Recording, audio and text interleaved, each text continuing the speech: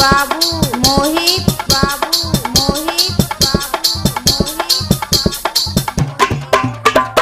चरवल कस्बा चरवल कस्बा चरवल कस्बा गाल गुलाब के पंख के जैसे होठ तेरे मधुशाला हो बहन कभी से जल्दी से आपका दिल वाला ऐसे दिल में बस के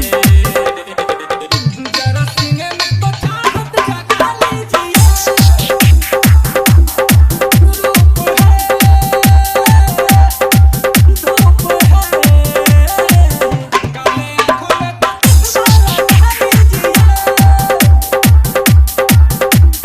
मोहित बाबू मोहित बाबू मोहित बाबू मोहित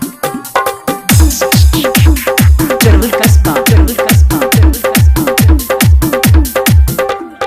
हुस्न की रानी तू मस्तानी मौसम की बहार है तू कोई गगन से नील कमल की चाह है तू ओ मेरी जन्नत आए कमजा मेरे नीत ये गीत गुनगुना लीजिए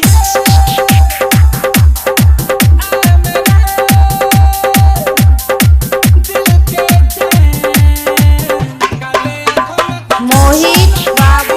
मोहित बाबू मोहित बाबू चरवल कस्बा चरवल कस्बा चरवल कस्बा चरवल कस्बा चरवल कस्बा चरवल कस्बा